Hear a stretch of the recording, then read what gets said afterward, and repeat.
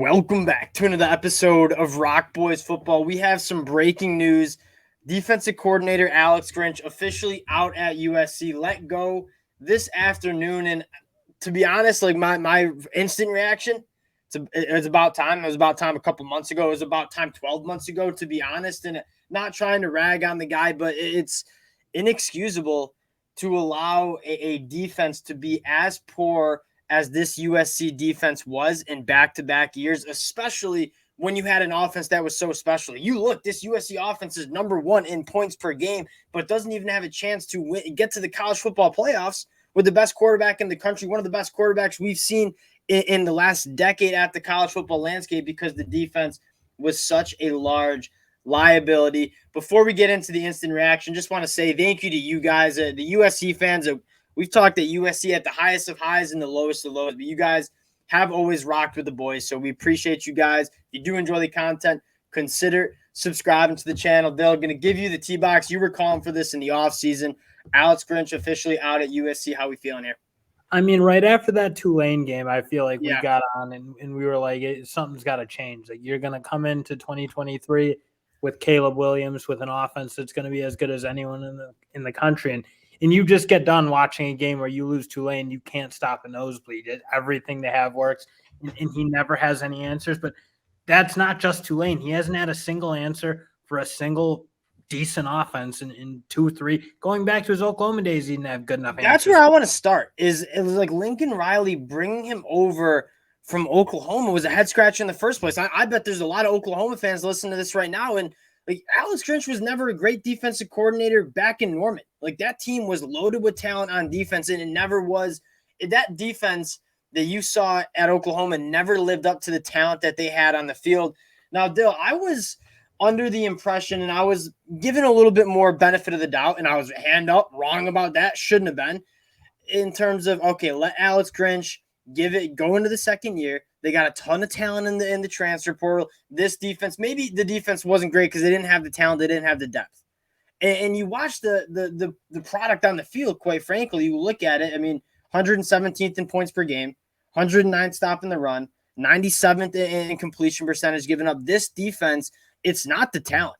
You look top to bottom on this roster, on the defensive side of the ball, there is talent on this team. It is one of the most or least well-coached or most poorly coached, I should say, units that you see in all of college football. I just think the guys like Mason Cobb and like some of these transfers have come over, and like Mason Cobb, I thought was awesome. He was all Big 12 guy. He played so well, and this year he just looks like a shell of himself, and there's no explanation for that. I think you make that argument with a lot, like guys like Domani Jackson who come over are so talented. No development. Don't feel like they're getting better, and in just the defense as a whole playing like it looks like they have 9 guys on the field. I was watching today to get ready for the USC Oregon game preview we're gonna do later, and I'm like, man, it looks like they're playing with 9. It's like, they can't control the space of a football field. It's just, I mean, guys catching dump offs, getting 10, 15 yards before they even get touched. It's fascinating how poorly he's, I don't know, cooked up a defense, coached a defense, like just the guys, whether it's a scheme or the guys or something. It's a multitude of things that I've noticed, and we've kind of talked about it. One, personnel decisions, like having a guy like Bryson Shaw, and again, I don't love to like drag individual players, but having him out there consistently, it just didn't make any sense. Tackett Curtis, a guy he's going to be an awesome linebacker, clearly was not ready and was just lost out on the field. And I thought maybe he's not going to play in some of these bigger games. They kept trotting him out there. He kept kind of being a liability in run fits.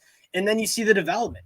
It's just not there, right? A guy like Domani Jackson probably being the biggest example of a 5-star dude, all the talent in the world, and the progression and the development from the personnel, like it just wasn't there. And then to your point, like the schematics of a defense, having a true freshman edge rusher lined up man coverage with Sione Vaki against Utah, like that type of stuff wants to make you pull out of your hair. Well, and then he says he didn't see it on film. Like, what are you talking about? They were using Sione Vaki a ton the game before you. It's like, how are you watching? Are you doing anything? I can't believe he came over from Oklahoma. I can't believe they kept him after that Tulane game.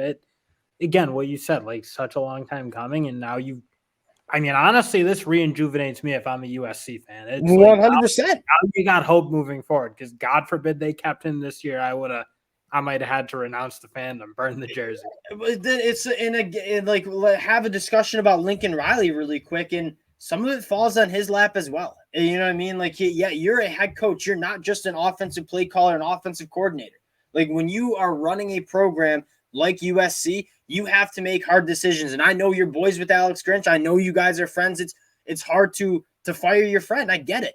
But you, as a head coach that's getting paid millions of dollars like Lincoln Riley is, he had to make this tough decision. I think the unfortunate part is he made the decision too late. Because right now, like, USC's not getting to the college football playoffs. I think that you're really excited for the future and what this program can be. But right now, it seems like you had a guy in Caleb Williams who was the best quarterback I've seen play college football in a very long time.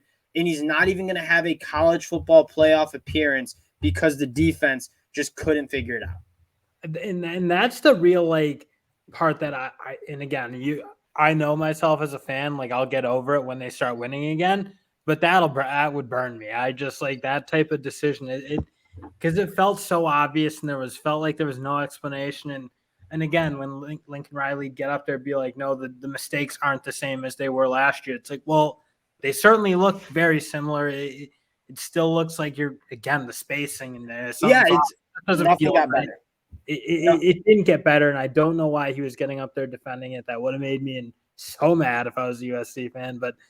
I mean, at least he did it. It had to happen. At least it's done. And now you move forward into the future of Lincoln Riley. That's the next conversation to have. The new defensive coordinator for USC. Dill, I'm going to put you on the spot here. We didn't really plan on talking about this. You don't need to ask me twice. It's such an obvious one.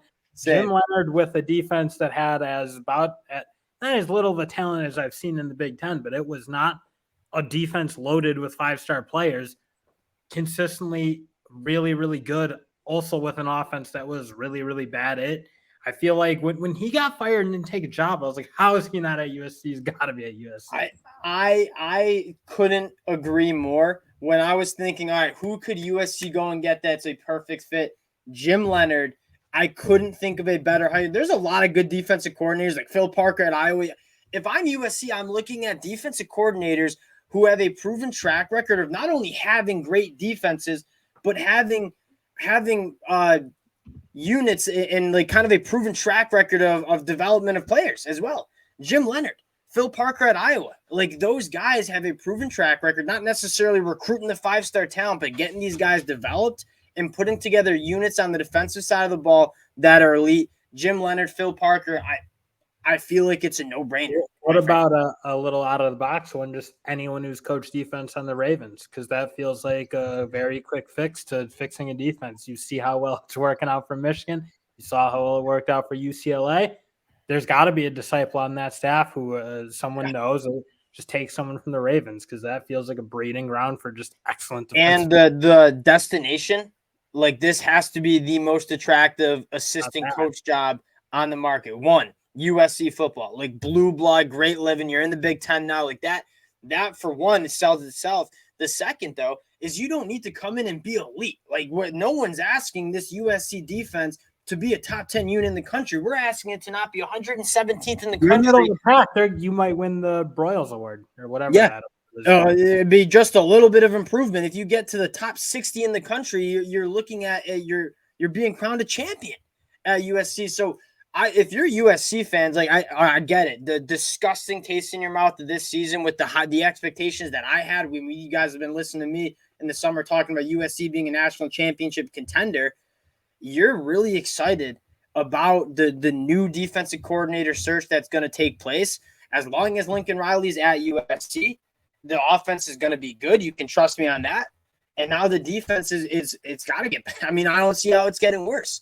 So those are takes. We'd love to hear from you guys too. Who would you like to see as that USC defensive coordinator? Appreciate you guys rocking with the boys. Again, up and down season for USC, but every single time, I love talking about this program. The amount of support y'all show, it really does mean a lot. So if you do enjoy the content, consider subscribe to the channel. Let us know in the comment section who is the new defensive coordinator for them USC Trojans. Appreciate y'all, and we'll talk to y'all later. Peace.